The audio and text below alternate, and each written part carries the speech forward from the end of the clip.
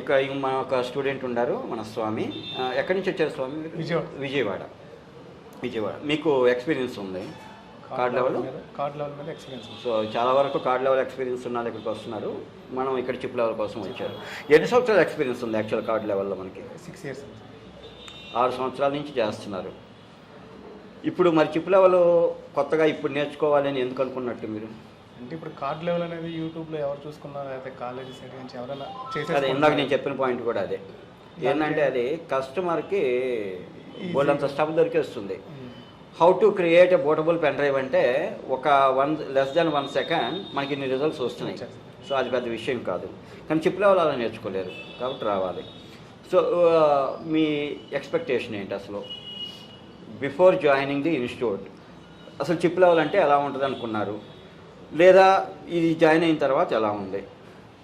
First నేనైతే గూగుల్లో chip level చూసుకొని ఇదేదో తేలికే అని చెప్పి జాయిన్ అయ్యా సార్. కానీ ఇక్కడికి వచ్చిన తర్వాత అక్కడ చూసుకున్న దానికి ఇక్కడికి చాలా డిఫరెన్స్ ఉంది. ఇప్పుడు తేలిక కష్టం. ఇప్పుడు కష్టం అందాం. కష్టం అంటే భయపడాలి. ఈ కష్టంలో ఏమైనా ఈజీనెస్ కనిపించిందా? ఇదైతే కొంచెం అంటే మనం ఇప్పుడు మీరు చెప్పిన క్లాసులు బట్టి అంతా నేర్చుకున్న దాన్ని బట్టి అయితే తేలిగ్గానే ఉంది సార్. ఇది ఫస్ట్ మనకి స్టార్టింగ్ సిస్టమేటిక్గా ఫాలో అయితే ఏదైనా సిస్టమేటిక్. అది కష్టమే. ఆ కష్టంలో కూడా ఇప్పుడు మనం ఏమైనా డిజైన్ చేస్తున్నామా సర్క్యూట్ని? ఆఫ్టర్ ఆల్ మనం రిపేర్ చేస్తున్నాం. అది అంటే మనం రిపేర్కే కష్టపడితే డిజైన్ చేసినట్టు ఎంత కష్టపడి ఉండాలి? ముందు సర్క్యూట్ మీద అంటే మనం ఆ రిపేర్ చేయడానికి మనం అంత పెద్ద నాలెడ్జ్ ఏం అవసరం లేదు. కానీ ఉన్న నాలెడ్జ్ని కూడా ఒక పద్ధతిగా వితిన్ 2 months షిప్లే మనకు ఆ టైం పీరియడ్లో మనం టైంని ఆప్టిమం యూటిలైజేషన్ చేసుకుంటూ అందులోనూ ప్రొఫెషనల్గా నేర్చుకోవడం అనేది ఇక్కడ విషయం అయితే. మీరు అందులో సక్సెస్ అయ్యారని మీరు అనుకుంటున్నారా? సక్సెస్ అయ్యారు సార్. సో ఏదైనా వేరే స్టూడెంట్స్కి కనుక చెప్పేటట్టయితే, ఒకవేళ అంటే ఇన్స్టిట్యూట్ అని కాదు, నేను చెప్పేది ఏంటంటే ఏ ఇన్స్టిట్యూట్లో అయినా జాయిన్ అవ్వండి. కానీ లెక్క ఏంటంటే మీకు కావాల్సిన కంటెంట్ పాయింట్లు దొరికినాయా లేదా. ఒక నో పవర్ కంప్లైంట్, ఒక షార్ట్ సర్క్యూట్ రిపేర్ చేయడం అనేది పెద్ద విషయం కాదు. అది బేసిక్. చిప్ లెవెల్లో కూడా బేసిక్ థింగ్స్. కానీ అడ్వాన్స్డ్ థింగ్స్ కొన్ని ఉంటాయి మీకు. ఏంటి అవి? మీరు నేర్చుకున్నట్లు చూడండి, ఎంఈ రీజియన్ ఇట్లాంటివి. అవి ఇంతకుముందు ఎప్పుడైనా మీరు ఊహించుకున్నారా? ఇట్లాగా ఒక ఎంఈ ఫైల్ని లేదా బయోస్ ఫైల్ని ఎడిటింగ్ చేయగలము, కొత్తగా క్రియేట్ చేయగలము. దానిలో ఆ పాస్వర్డ్ ఏదైనా థింక్ ప్యాడ్ పాస్వర్డ్ లాంటివి తీసుకుంటే అవి రీసెట్, ఒక ప్యాచ్ ఫైల్ లాంటిది క్రియేట్ చేసి రీసెట్ చేసుకోవాలి. ఇలాంటివి కనీసం విన్నారా మీరు? లేదు. ఇవన్నీ కొత్తగా నేర్చుకున్నాను. మ్యాక్ సీక్వెన్స్ కూడా డిఫరెంట్ ఉంది. డెస్క్టాప్ అంటే కామన్. ల్యాప్టాప్ నేర్చుకున్న తర్వాత డెస్క్టాప్ అంత కష్టంగా అనిపించదు.